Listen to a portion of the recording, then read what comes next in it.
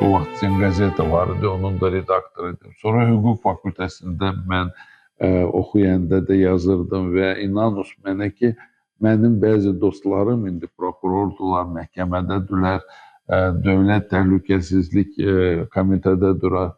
Onlar indiyəcən saxlayıblar mənim yazılarımı.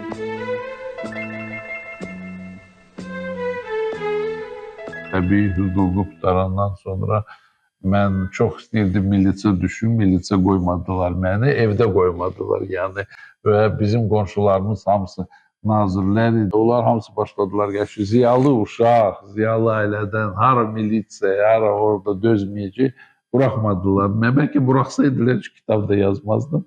Sonra getdim hərbi təşkilata, sonra xaricə getdim. Sonra gələndən sonra partiya işinə getdim və hələ partiya işində də mən baxırdım prokuraturaya, məhkəməyə, militsə, dövlət təhlükəsizlik komitəyə.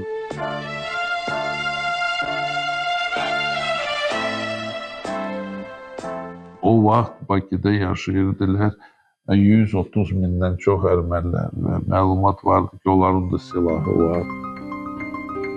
Mən inzibat orqanlara baxırdım, Dövlət Təhlükəsizlik Komitəsi qəti etiraz edirdi mənim kitabıma, Mavi Mələklər və orada polkovnik Avdeyev vardı, dedi, bəlkə bir 50 ildən sonra onu çap eləyərlər.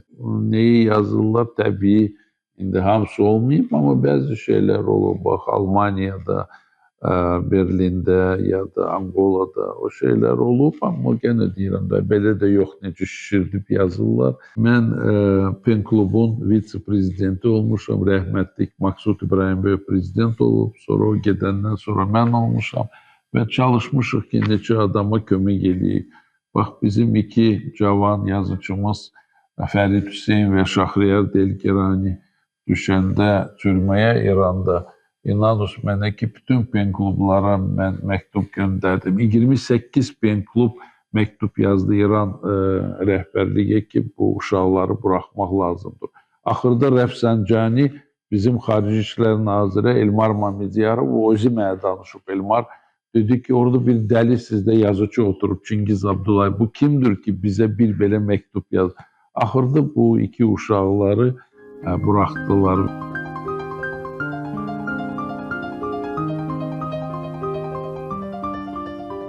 Kitabxana Müşahidə Şurasının sədri seçilmişəm və orada da çalışmışam, işləyim. Biz Angliyaya gedəndə bizi Elizavetanın qardaşı qəbul edirdi Buckingham sarayda, ya da Liechtensteinə gedəndə onların gerçəyi qəbul edir. Hər yerdə belə idi ki, bizi prezidentlər, krallar qəbul edirdi və bütün dünyada hesab olunur ki, kitabxana bu xalqın ən böyük mədəniyyət ocağıdır.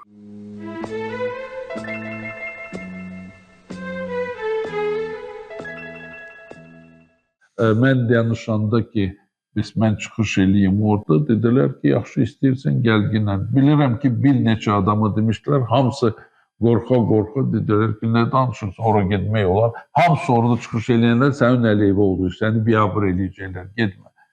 Covid idi, birinci dəfə gedəndə Tatyana Golikova, baş nazirin müavini, xüsusi mənə icazə verdi ki, mən Türkiyədən gəlim Moskvaya. Və inanın mənə gəlir, birinci çıxış, mən 2 dəfə Solovyovun verişlərində, bir dəfə 60 dəqiqədə, TVC-də, ORT-də, neçə dəfə çıxış eləyəndə çox çətin idi. Ona görə ki, hamısı duran sənin əleyhə, bir adam da səninlə razı olmur. Bax, 6 adamdan 5-i sənin əleyhədir. Hələ ikisi də ermənilər olur. Mənim çıxışımdan sonra ermənilər çıxış eləyirdi, o birisi günlər.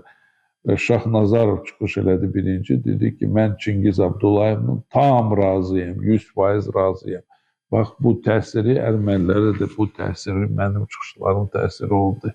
Və mən fəxr eləyirəm ki, mən o vaxtlar mən Rusiya televiziya neçə dəfə çıxış eləyib, neysə bizim həqiqətlərimizi Rus dilində çatdıra bildim.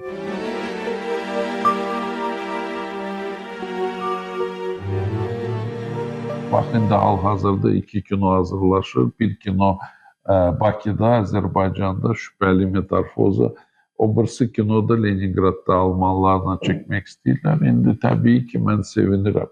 Deyə bilmərəm ki, tam hamısı ilə razıyam, amma razıyam ki, çəkilir bu kinolar və insanlar, heç olmasa kitabı oxumayan adamlar qoy kinolara baxsınlar.